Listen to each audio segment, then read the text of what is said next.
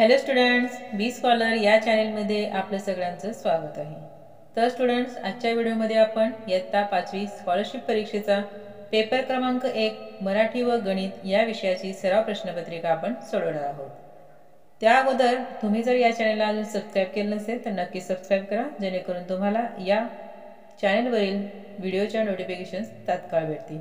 आणि तुम्हाला जर या अगोदर आपण सोडवलेल्या स्कॉलरशिप इयत्ता 5वी, स्कॉलरशिप इयत्ता 8वी आणि इयत्ता 8वी NMS व इयत्ता 5वी नवोदय या सर्व परीक्षांच्या सोडवलेल्या सराव प्रश्नपत्रिका तसेच मागील वर्षी पडलेल्या परीक्षेला आलेल्या सर्व प्रश्नपत्रिका आपण स्पष्टीकरणासह सोडवलेल्या आहेत।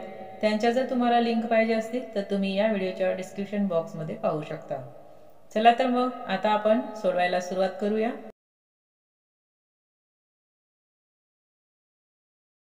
P अधिक 29 बरोबर 55 तर P बरोबर किती। आता या ठिकाणी काय करायचं आहे, P बरोबर 55 अधिक 29 इकडे बरोबरच्या पलीकडे गेल्यावर काय होतात वजा 29, म्हणून यांची वजाबाकी केली असता किती येते बघा, 15 मधून 9 गेले 6 राहतात आणि हे 2, 5 मधून 3 गेले 2, 26 हे आपलं उत्तर येईल। आता या ठिकाणी 12 मधील 2 ची किंमत असणार आहे 2 आणि 0.2 ची किंमत असेल 0.2, यांचा जर गुणाकार केला तर किती येणार आहे 0.4, म्हणजे 0.4 पर्याय क्रमांक 2। 2.5 रुपये व 4.5 रुपये म्हणजे किती पैसे म्हटलेले आहे बघा। आता या ठिकाणी 2.5 रुपये म्हणजे 2 रुपये 50 पैसे, म्हणजे पैसे किती झाले टोटल, एका रुपयामध्ये 100 पैसे असतात, म्हणून 2 गुणिले 100 अधिक 50 बरोबर हे 250 पैसे। त्याच्यानंतर व 4.5 रुपये म्हटलेलं आहे, 4.5 मिळालं 4 गुणिले 100 अधिक 50 म्हणजे 450, या दोघांची बेरीज जर आपण केली तर किती होतात बघा, 7 रुपये होतात, म्हणजे 700 पैसे होतात। मग इथं पर्याय कोणता दिलेला आहे 700 पैसे, जर रुपयामध्ये असते तर 7 रुपये असं आपण लिहिलं असतं, पर्याय क्रमांक 3। चिमणरावाने 80 रुपयांना एक याप्रमाणे 20 चादरींचा गठ्ठा घेतला, त्यातील 5 चादरी खराब निघाल्या व उरलेल्या 15 चादरी त्यांनी 2100 रुपयांना विकल्या, तर त्यांचा नफा झाला की तोटा झाला। आता बघा अगोदर त्यांनी किती चादरीची खरेदी किंमत किती होते ते आपण काढूया। आता बघा या ठिकाणी 80 रुपयाला त्यांनी काय केलेले आहे, एक चादर घेतलेली आहे बरोबर, आणि त्यांनी 15 चादरी, आता 5 खराब निघाल्या, 15 2100 रुपयांना विकल्या, म्हणजे एक चादर किती रुपयाला विकली ते आपण काढूया। म्हणजे काय करावं लागेल, 2100 भागिले 15, आपण भागूया, 15 एके 15, 15 चौक 60, 0, 140 रुपयांना त्यांनी काय केलेली आहे विकलेली आहे, म्हणजे किती रुपये फायदा झाला असेल त्यांना बघा, फायदा नफा झाला की तोटा, तर नक्कीच त्यांना नफा, कारण एक त्यांनी चादर 80 रुपयांना घेतली आणि एक चादर त्यांनी 140 रुपयांना विकली, म्हणजे काय झालेला आहे नफा झालेला आहे। पण आपण काय करूया, आता 80 चे 20 ने किती होतात ते करून बघूया, किती होतात 1600 रुपये होतात आणि विकलेली किंमत किती आहे 2100 रुपये, म्हणजे नक्कीच काय झालेला आहे त्यांना नफा झालेला आहे, म्हणून पर्याय क्रमांक 1 हे उत्तर आपलं बरोबर असेल। 4 सेंटीमीटर बाजू असणाऱ्या 3 चौरसांना जोडून घेणाऱ्या आयताचे क्षेत्रफळ किती होईल। आता 4 सेंटीमीटर बाजू आहे आणि 3 चौरस आहेत, यांना जोडलेला आहे बघा। आता हा एक 4 सेंटीमीटरचा चौरस झाला, हा त्याच्या पुढील झाला आणि हा त्याच्या पुढील, म्हणजे 4 4 जे असतील ते किती 3 झालेले आहेत, असे जोडून आपले किती आयत तयार केलेला आहे त्यांनी, म्हणजे बघा हे 4 सेंटीमीटर 4 सेंटीमीटर, हे 4 हे 4 4, म्हणजे त्यांची आयताची लांबी किती झाली 4 अधिक 4 8, 8 अधिक 4 12, म्हणजे आयताची लांबी किती झाली असेल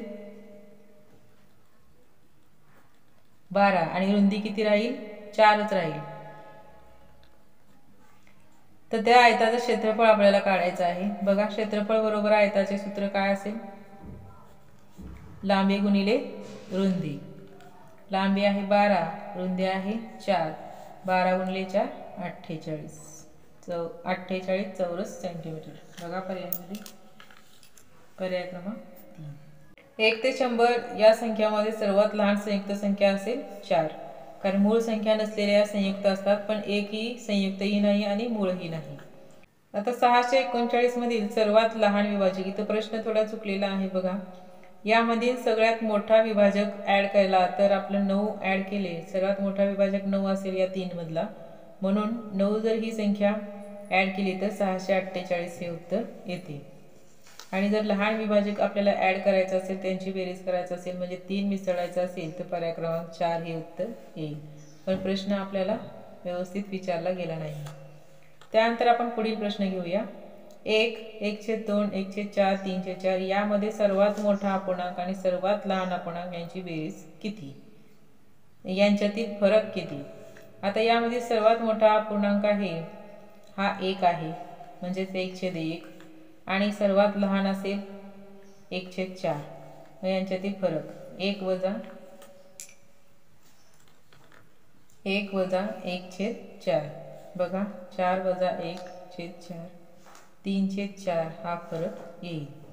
म्हणजे पूर्ण 1 मधून जर पाव भाग काढला तर किती राहतो, पाऊण. पर्याय क्रमांक 2.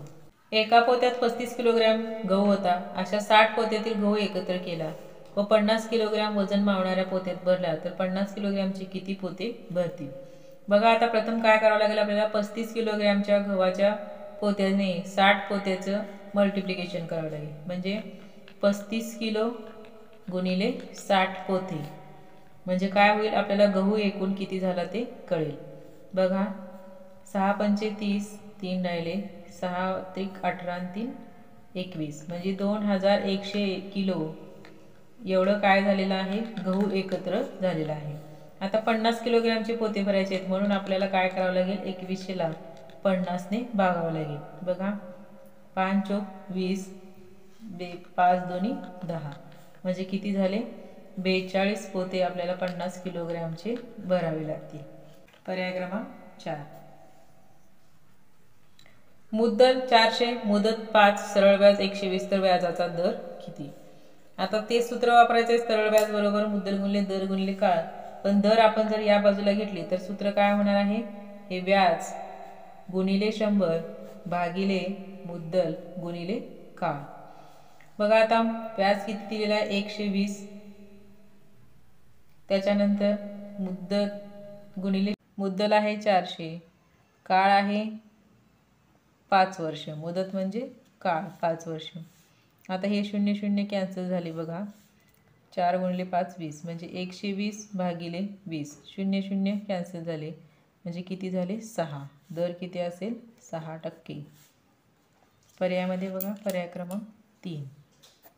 आकृतीबंधात येणारी संख्या आपल्याला ओळखायची आहे. बघा, 857, 757, 657, 557 या प्रत्येक संख्येमध्ये काय केलेलं आहे, 100 100 त्यांनी वजा केलेला आहे. आणि आता या त्रिकोणावधीमध्ये काय येईल, 557 नंतर 457. तर यामध्ये आपल्याला 457 पर्याय दिसत नाहीये, पण इथं 357च्या ऐवजी 457 असायला हवे होते, म्हणून पर्याय क्रमांक 3 हे उत्तर आपलं बरोबर आहे. इष्टिकाची तिला किती कडा असतात, तर इष्टिकाची तिला 12 कडा असतात. बेरीज करा, 10.5 मीटर आणि 2.25 मीटर. 10.5 मीटर आणि 2.25 मीटर म्हणजे 10 आणि 2 किती होतात, 12, आणि 1.25 मीटर म्हणजे किती झाले, 13 आणि 1.25 13 मीटर. पर्याय क्रमांक 4. रिबनचे 30 मीटरचे बंडल 60 रुपयांना मिळते.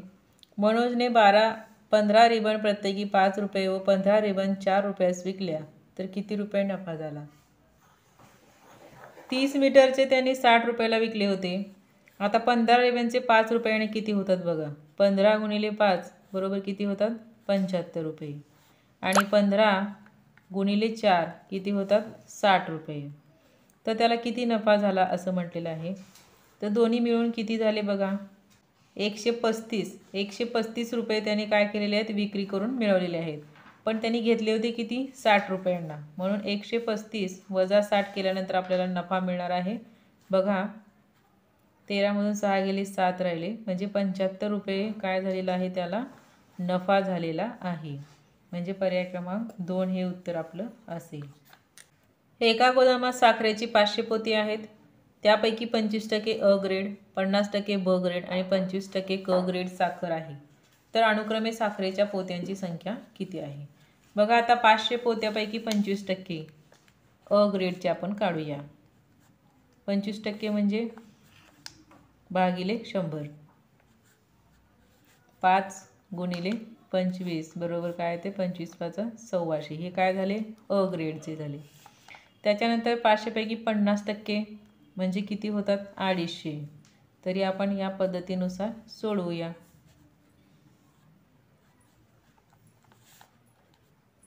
बरोबर किती होतात? 250. हे काय झाले? ब गटाचे.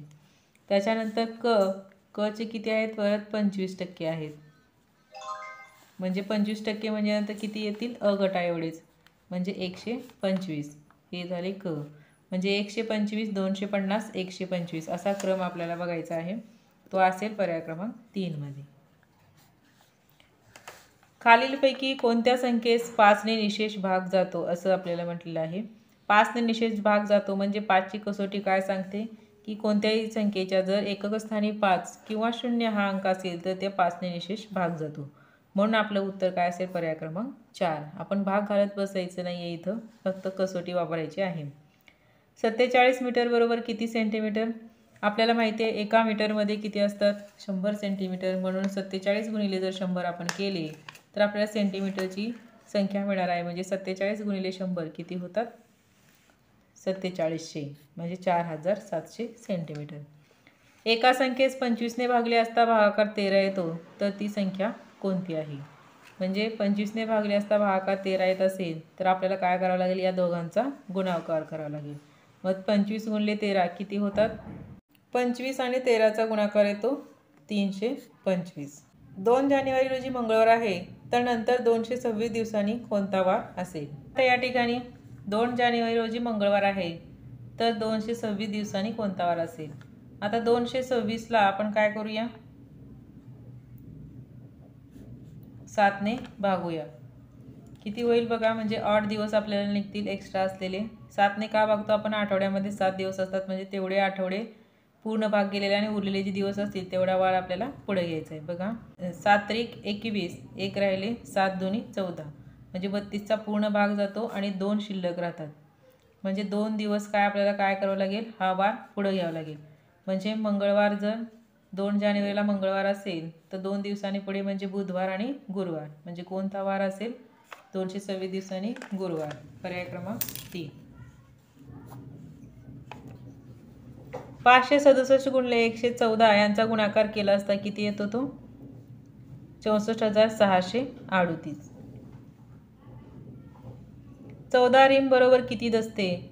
एका रिम मध्ये 20 दस्त असतात. मग 14 रिम बरोबर किती होतात? 14 दोन्ही 28 आणि 280 दस्ते होतात. म्हणजे 14 गुणिले 20 करावं लागेल आपल्याला तेव्हा उत्तर येईल. बघा पुढे यांची वजाबाकी करायची आहे. यांची जर वजाबाकी केली तर आपल्याला उत्तर मिळणार आहे पर्याय क्रमांक 4. किती होतात बघा? हे 1,01,01,010. 22 वाजले म्हणजे 12 ताशी कालमापनात किती वाजले? 22 वाजले म्हणजेच 12 ताशी कालमापनामध्ये 10 वाजलेले असतात. कोणते? रात्रीचे. अशा प्रकारे आपण ही सराव प्रश्नपत्रिका मराठी व गणित विषयाची सोडवलेली आहे. यानंतरच्या व्हिडिओमध्ये आपण इयत्ता 5वीची स्कॉलरशिप परीक्षेची पेपर क्रमांक 2 इंग्रजी व बुद्धिमत्ता हा विषय सोडवणार आहोत. तोपर्यंत थँक्यू.